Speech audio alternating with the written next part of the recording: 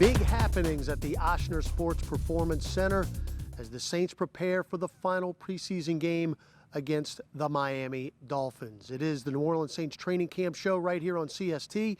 This is John DeShazier. I am Todd Graffagnini. JD, back on Monday, we learned that defensive tackle Sheldon Rankins has been activated from the PUP list. That is huge as far as the Saints defense, the organization, and I tell you, just flat miracle that guy is back this soon after tearing his Achilles against the Philadelphia Eagles in the playoffs. Yeah, January 13th was the day he tore that Achilles. He's back now.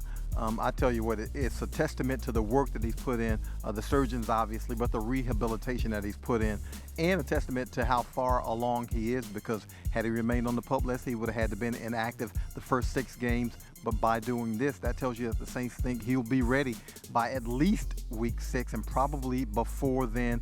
He's a critical part to what this team wants to do defensively, so it's great to see him back on the field. No question about it. It was a shock to everybody, including Rankins himself. He didn't know he was going to practice back on Monday until the trainers told him. So what a great day for all involved. Yeah, I think it's just uplifting for the team. They've lost a couple of guys this preseason, obviously, and maybe not for the season, but to not have, Jared Cook on the practice field or Alex Anzalone on the practice field, a couple of guys missing from practice, but to get that guy back, even though he's not going to play, right, it still has to be a mental lift. Let's go and hear from Sheldon Rankins himself on coming back to the active roster. I feel good. I think I'm pleased with where I'm at.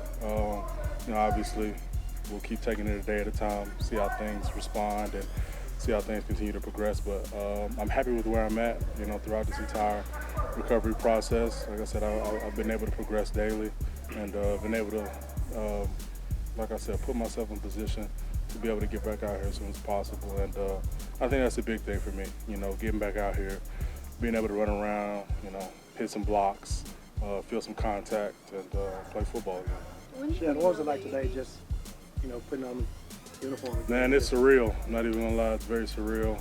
Putting on cleats again, to come out here and go through warm-up lines, walkthroughs, everything like that. Seeing your teammates embrace you. They haven't been out here in a while, so it's kind of surreal. But once the ball's put down, it's football, and there's a task to be accomplished, and I'll go out there and do that to the best of my ability. Do you have a timetable in your head?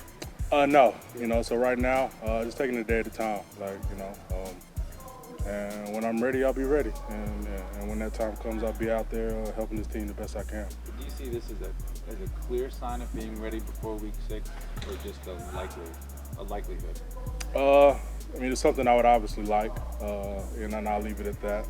But for me right now, it's about being able to come out here every day and take steps now as a football player, not as a guy who's trying to rehab and try to get back out here. Now I'm out here, so it's about being able to improve upon my football abilities and be able to kind of hit my stride again and be able to do things I was able to do last year for this team. When did you find out you'd be able to be out here today? Today, when everybody else found out. Sitting there, they told me, hey, practice. Okay, cool. Time to practice. What was the timetable you were working under before, though? Did you think you were going to miss those first 6 weeks? There was really no timetable. For us, it was about just following protocol. Being able to let the Achilles heal the right way first, and then once that comes, then being able to slowly but surely, be able to build up strength, flexibility, power, speed, those things. And then once we were able to hit certain milestones, then it was about being able to get back out here and play football. Let's hear from head coach Sean Payton on the return of Sheldon Rankins. It's encouraging. I'm not going to put a time clock on, when we think he'll be able to play, because obviously the injury he had was significant, but he's worked real hard to put himself in that position. There's nothing else to do from a training standpoint, and now it's just limit him and begin to get him up to speed practice-wise. That'll take a little bit, so that afforded us the opportunity to bring him up. He's still got some work to do, though. You had said earlier in camp that he was coming along. Did you envision this being the day? I don't know that. No, I would say honestly, no. I think that's the good news. He's really done a remarkable job just since training camp's begun. So he and the training staff, those guys have really worked at it. There's player has an injury like that, 10 people have it, and the recovery, just based on a lot of things, can vary. And so I'm obviously we're encouraged that he's at the stage he's at right now. I assume there could have been a temptation to just wait the 6 weeks for the roster spot, but does that speak to how I think the feeling was that he'll be ready earlier than 6 weeks, and then you kind of, well, how much earlier, and then you go back and forth with. I think it's worth doing what we're doing now. Quarterback Teddy Bridgewater is a fellow Louisville Cardinal, along with Sheldon Rankins, and they welcomed him back with the signature shimmy. Man, to watch Sheldon return to the practice field, very exciting to see.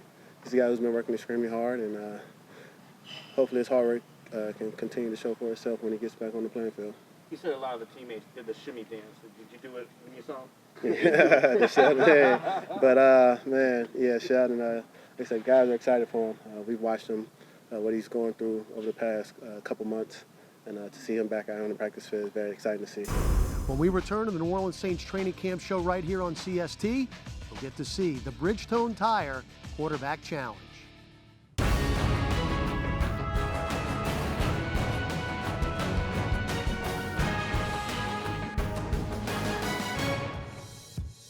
All right, here we are, Saints training camp, quarterback competition number, I don't know. We've lost track of days, but here we are. Today's quarterback challenge is brought to you by Bridgestone. Thank you for the donation of the tires. So we have various size tires here. I'm sure you can go to your local Bridgestone dealership or online to see all the various styles and things that they have. But that was my plug, by the way. So we've got a bunch of different options here. 5 throws, okay? If you hit a tire, it's worth 1 point. If you go through, it's 2. If for some crazy reason it rattles around and actually stays inside the tire, like a hammock or something, you get 3 points. That would be pretty stellar. I don't think anybody's gonna do that. But 5 throws, youngest, oldest, boom, here we go.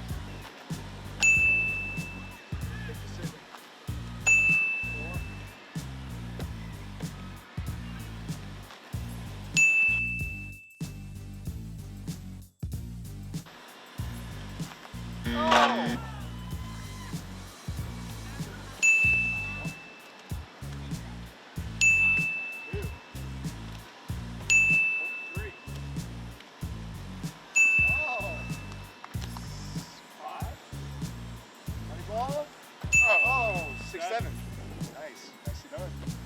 All right, the leader is in the clubhouse at 7 right now.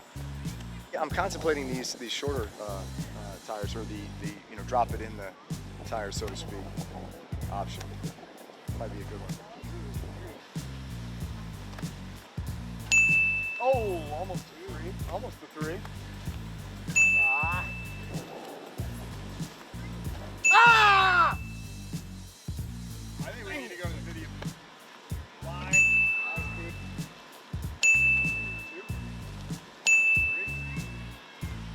Oh, for 8! Wow. Pete is in the lead, fair and square right now. The coaches have been 0 for up to this point, so they're pretty much due. But you know what would be fitting? First one we competed Listen, in. what would be extremely fitting is if Lombardi throws up an 8 here.